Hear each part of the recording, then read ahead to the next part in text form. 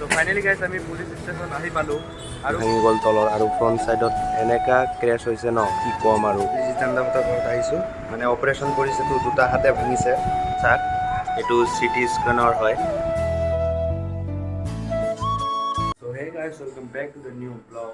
So guys আজি মানে blog বনোৱাৰ কাৰণটো হ'ল যে আমি মানে পুলিচ ষ্টেচন গৈ আছোঁ মানে আগতে একো ব্লগো বনোৱা হোৱা নাই চ' আমি একো ক'ব পৰা নাই আপোনালোকক মানে জিতেন্দ্ৰৰ এটা এক্সিডেণ্ট হৈছিলে চ' এক্সিডেণ্টত মানে দুজন তাৰ ফ্ৰেণ্ড আছিলে তো পিছে এক্সিডেণ্টখন হৈছে পিছে একো ক'ব পৰা নাই মই আগতে ব্লগ বনোৱা নাই চ' মানে জিতেন্দ্ৰৰ কথা একো ক'ব পৰা নাই মানে বৰ বেয়াকৈ এক্সিডেণ্ট হৈছে কি ক'ম আৰু মানে দুখে লাগে মানে জিতেন্দ্ৰৰ এক্সিডেণ্টত দুটা হাতে মানে ভাঙিছে তো এতিয়া মানে অপাৰেশ্যন হৈছে তো গুৱাহাটীৰ পৰা লৈ আহিছে এতিয়া ঘৰতে আছে তো আপোনালোকক গোটেইখিনি দেখাই আছোঁ কেনেকৈ কি হৈছে আৰু তাৰ বাইকখনো দেখাই আছোঁ আৰু এতিয়া আমি শিৱা আৰু মই গৈ আছোঁ পুলিচ ষ্টেচন কিবা ওৰাং পুলিচ ষ্টেচনত তাৰ বাইকখন ৰাখি দিছে তো তাৰ মা গৈছে আৰু এতিয়া মই আৰু শিৱা গৈ আছোঁ আৰু কোনোবা যায় যাব তো মই আৰু শিৱা এতিয়া ওলাম তো গৈ কিনে আপোনালোকক দেখাই আছোঁ কেনেকৈ কি হৈছে আৰু জিতেন্দ্ৰকো লাষ্টত পাৰিলে দেখাম তাৰ গোটেইখিনি ক'ম আপোনালোকক যে কি কি হৈছে তো এতিয়া ফাৰ্ষ্ট আমি পুলিচ ষ্টেচন গৈ আহোঁ তাৰপিছত আপোনাক কৈ আছোঁ যেতিয়া মই ৰেডি হৈ গ'লোঁ তো এতিয়া শিৱাহঁতৰ ঘৰত যাম তো শিৱাক লৈ কিনে আমি ডাইৰেক্ট ওৰাং যাম চ' ওৰাং গৈ কিনে লগ পাই আছোঁ আকৌ শিৱা ব্ৰ আহি পেলাই তো এতিয়া গৈ আছোঁ আমি ওৰাং গৈ কিনে লগ পাই আছোঁ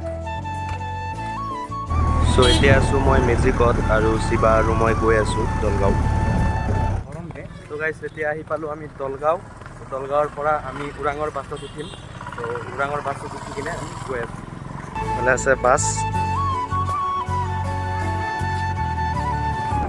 তো এতিয়া আছোঁ আমি বাছত আৰু বাছত আমি গৈ আছোঁ ওৰাং তো ওৰাং পাবলৈ 35 মিনিটমান লাগিব চ' গৈ কিনে আমি পুলিচ ষ্টেচনত সোমাম তো ফাইনেলি গাইছ আমি পুলিচ ষ্টেচন আহি পালোঁ আৰু কি ক'ব লেট হৈ গ'ল আমাৰ আৰু পাব্লিক গাড়ীটো জানে বাছত উঠিছোঁ বাছৰ পৰা আমাক নমাই কিনে ট্ৰেভেলাৰত উঠাই দিছে তাৰ কাৰণে লেট হৈ গ'ল ফাইনেলি পাই গ'লোঁ তো এতিয়া আমি সোমাই আছে আৰু ইয়াতে আছে নাজিৰুল দা টাপ্পু দা আৰু শিৱা আৰু গাইজ বাইকৰ অৱস্থা চাক একদম গোটেই শেষ আৰু ভাইজাৰকেইটা চাক গোটেই ভাঙি গ'ল তলৰ আৰু ফ্ৰণ্ট ছাইডত এনেকা ক্ৰেছ হৈছে ন কি ক'ম আৰু আপোনালোকে চালেই বুজিব পাৰিব কেনেকৈ এক্সিডেণ্ট হৈছে ইফালে গোটেই ভাঙি গৈছে চকেট জাম্পাৰো ভাঙি গৈছে হেডটোও ভাঙি গৈছে চব মানে ট'টেলি শেষ হৈ গৈছে বাইকটো আৰু গাইজ বাইকৰ যি অৱস্থা হৈছে না কি ক'ম আৰু ইঞ্চুৰেঞ্চ ক্লেইম নহ'লেতো এইটো বহুত টকা খৰচ হ'লে হয় 60,000 মান এইটোতেই গ'লে হয় এতিয়া ক্লেইম হৈছে কাৰণেহে ভাগ্য ভাল আৰু ইয়াতে চাওক এইটো ছেফগাৰ্ডটোও খুলি গৈছে বাইকৰ পৰা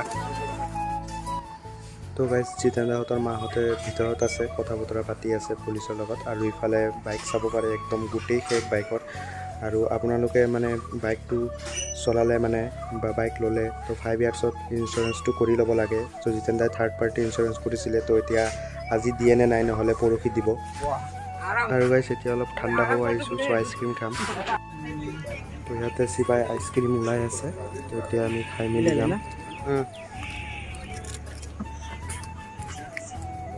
চাৰিটা লৈ ল তিনিটা ল'বি কিমান এইটো দে আৰু এটা ল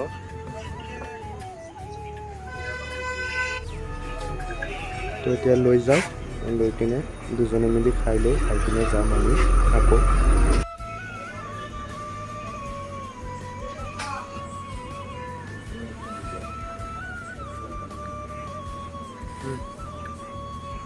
খাই মেলি ফিনিছ কৰিলোঁ আৰু এতিয়া আমি গৈ আছোঁ এটা মামাৰ দোকানত ওচৰতে আছে চ' গাইছ এতিয়া পুলিচ ষ্টেচনৰ পৰা আহি কিনে আইচক্ৰীম খাই আহিছোঁ এটা মামাৰ দোকানত মানে আমাৰে মামা হয় মানে আমাৰ খুৰীৰ ভাই হয় ত' দোকানত আহিছোঁ মোৰ দোকান খুলিছে চাব পাৰে তো মামাৰ এইটো নতুন দোকান হয় নতুনকৈ অ'পেন কৰিছে তো ইয়াতে চব এভেইলেবল আছে চব পাই যাব আৰু ইয়াতে কছমেটিকৰো সকলো ধৰণৰ মাল আছে আৰু গাইছ মানে জিতেন্দ্ৰৰ বাইকটো মানে আজি দিয়ে নে নাই গেৰেণ্টি নাই ত' তাৰ মায়ে কথা পাতি আছে নাজিৰুল দাহঁতেও কথা পাতি আছে ত' আজি দিব পাৰে নিদিব পাৰে নহ'লে কালি ল'ব তো শিৱা আৰু মই আহি গ'লোঁ আকৌ ষ্টেচনত এতিয়া সোমাই কিনে চাওঁ কি হৈছে ত' গাইছ এতিয়া পুলিচ ষ্টেচনৰ গোটেই কামখিনি হৈ গ'ল চ' জিতেন্দ্ৰই থাৰ্ড পাৰ্টি ইঞ্চুৰেঞ্চ কৰিছিলে চ' সেইটো ক্লেইম কৰিলে পাব চাগে বাইকটো। চ' কালি মানে ক্লেইম কৰিব আৰু পৰহি বাইকটো পুলিচ ষ্টেচনৰ পৰা দি দিব।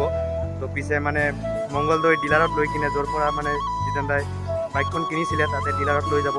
ডিলাৰত লৈ কিনে তাতে গোটেইখিনি ঠিক চিক কৰি পিছে লৈ আহিব। ত' আৰু আজিৰ কাৰণে ইমানে গাইজ। এতিয়া আপোনালোকক লৈ যাম আমি জিতেন দাৰ ঘৰত। জিতেন দাৰ ঘৰত গৈ কিনে আপোনালোকক দেখাই আছোঁ জিতেন দা কেনেকৈ আছে, ক'ত ক'ত দুখ পাইছে। চ' গোটেইখিনি দেখাই আছোঁ। চ' চাই থাকক ভিডিঅ'টো। আৰু যদি মোৰ চেনেলটো ছাবস্ক্ৰাইব কৰা নাই গাইজ, ত' ছাবস্ক্ৰাইব কৰি দিব। তো এতিয়া ষ্টেচনৰ পৰা ওলাই আহিলোঁ। তো নাজিৰুল দা আৰু টাপ্পু দাৰ লগত আহি আছোঁ। মই টাপ্পু দাৰ স্কুলত আছোঁ আৰু নাজিৰুল দাৰ বাইকত শিৱা আৰু নাজিৰুল দা গৈ আছে। আৰু এতিয়া আমি যাম ডাইৰেক্ট জিতেন দাহঁতৰ ঘৰত। তোমাৰ গৈ কিনে আগতে ঘৰত অলপ সোমাম, গা পা ধুব লাগিব, গা গোটেই শেষ ধূলি বালি। তো গা পা ধুই কিনে মই জিতেন দাহঁতৰ ঘৰত গৈ কিনে আপোনালোকক জিতেন দাক দেখাই আছোঁ কেনেকৈ আছে। গাইজ মই ষ্টেচনৰ পৰা আহোঁতে আহোঁতে ৰাতিয়ে হৈ গৈছে আৰু আহি কিনে গা চা ধুলোঁ। তো এতিয়া জিতেন দাহঁতৰ ঘৰত সোমাই আছোঁ, গৈ কিনে দেখাই আছোঁ সি কেনেকৈ আছে।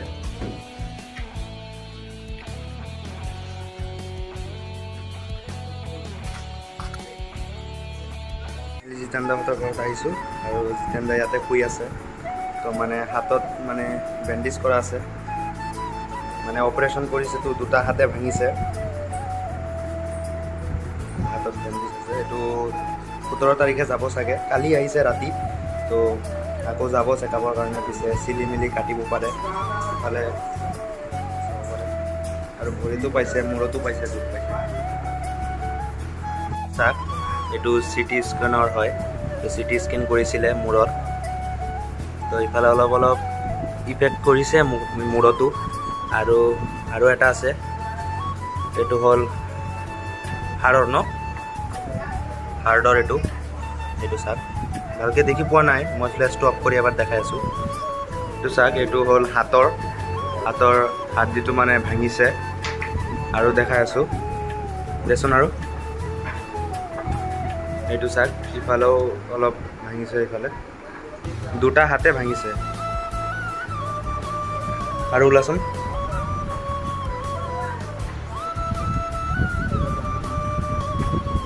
এইটো এটা চাওক, ইয়াতেও ভাঙিছে।